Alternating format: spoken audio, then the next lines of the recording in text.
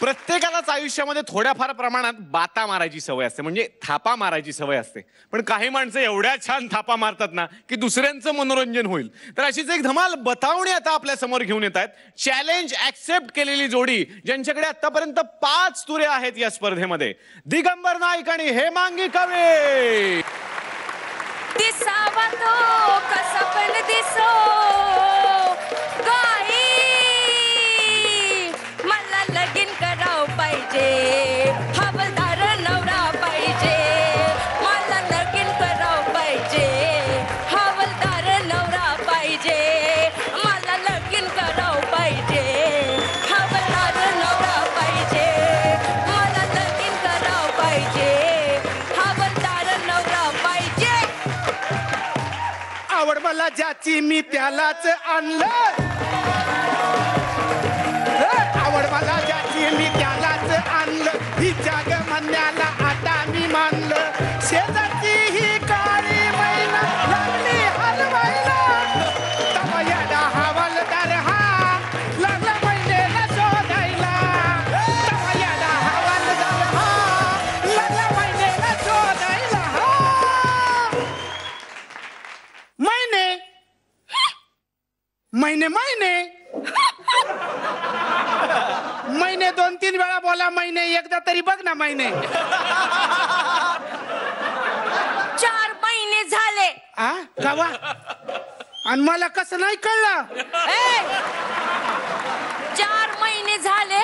तुम्ही होता कुठं? अगं मी तुझ्यासाठी आंबे आणायला गेलो होतो काश्मीर मध्ये. काश्मीरात आंबे, आणि ते बी ह्या सीझनला? मागच्या सीझनचेच आंबे, पण काश्मीर मध्ये थंडी खूप आहे ना, त्यामुळे आंबे सेफ आहे. आता आंबे हाय कसे भाई?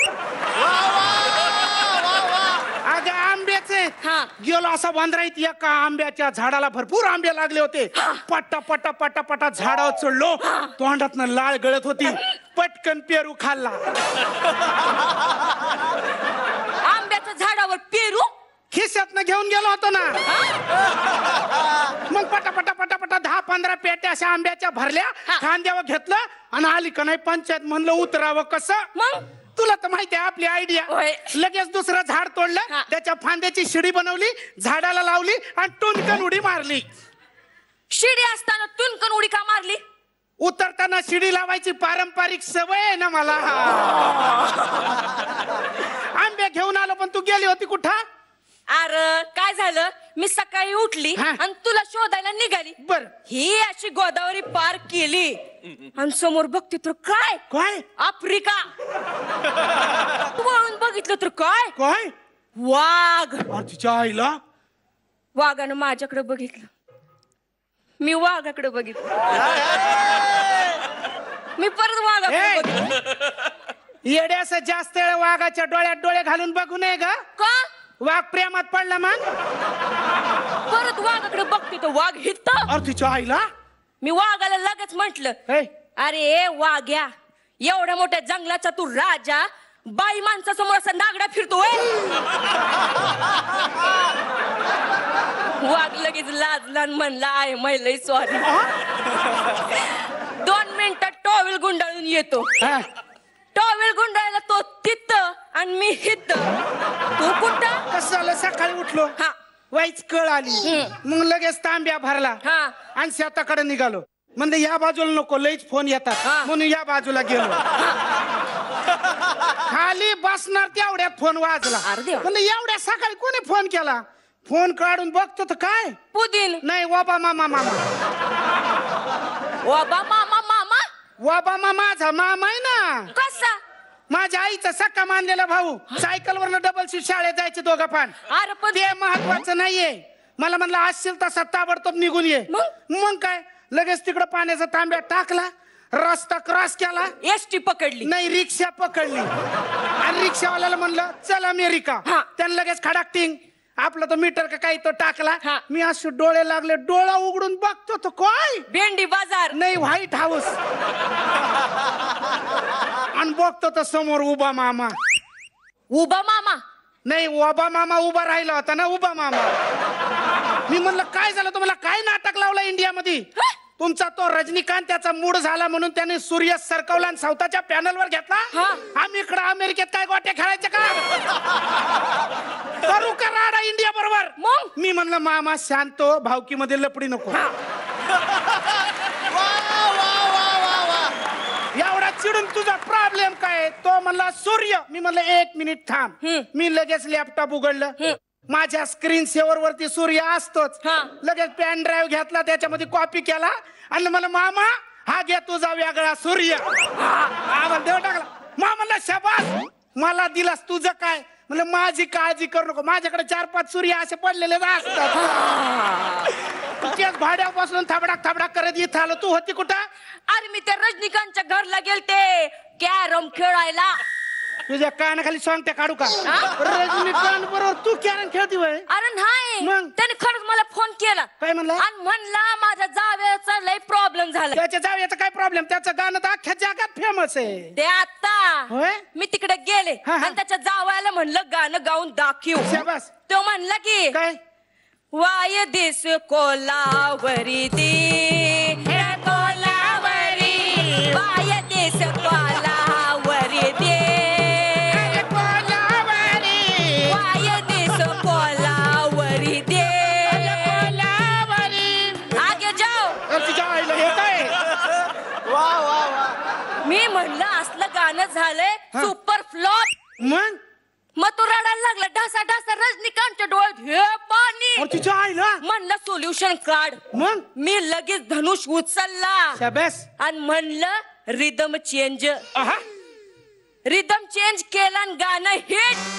आईला ऐकून आली फिट. काय केवढ्या फेका मारायचे असं सांगून गाणं हिट होतं. का का का तुझा उभा मामा मामा लागतो. मग माझं हे समज का नाही चालत? नाही बरोबर आहे तुझं. हा आता बास झाली तुझी नाटक. बरं. लग्नाचं काय ते बघूया. म्हणजे माझा बा आता माझ्यासाठी मुलं शोधायला लागलाय. करायचं काय? आणि काय म्हणलं माहितीये का? काय? मुलगा 10वी तरी पास पाहिजे. मग लय कठीण आहे. का? प्रत्येक वेळेला एकच प्रश्न सारखा सारखा येतो आणि मी नापास होतो ना. कुठला? मागच्या वेळेला प्रश्न आला होता, महाराष्ट्राचे मुख्यमंत्री कोण? मग मी लिहिला अशोक चव्हाण. पेपर तपासी पर्यंत पृथ्वीराज चव्हाण. मग दुसऱ्यांदा तसाच प्रश्न आला, आता महाराष्ट्राचे मुख्यमंत्री कोण? मग मी दिलं ठोकून. म्हणलं पेपर तपासताना असतील ते. आणि झालो ना नापास. पण आता मी पास होणार. कसं काय? आता परत तिसऱ्यांदा तोच प्रश्न आलाय, महाराष्ट्राचे मुख्यमंत्री कोण? या वेळेला म्या डोकं चालवलं आणि फक्त चव्हाण लिहिलं. बाकीचं मास्तर भरती.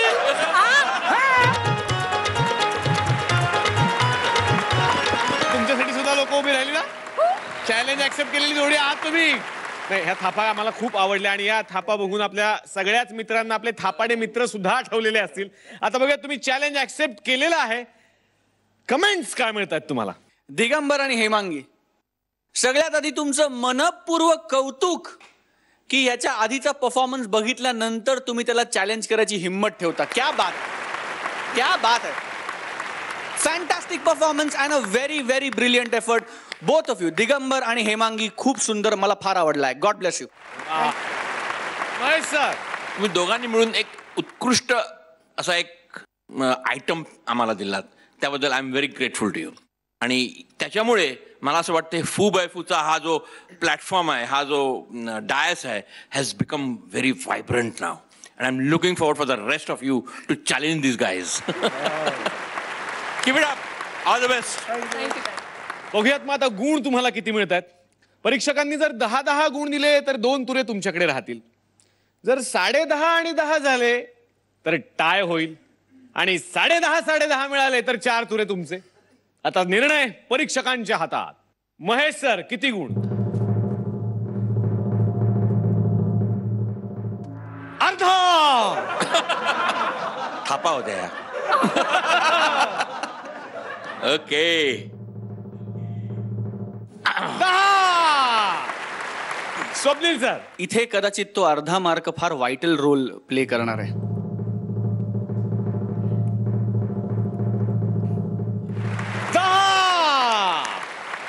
10 आणि 10 20 गुण तुम्हाला मिळालेले आहेत. याचाच अर्थ तुरे तुमचे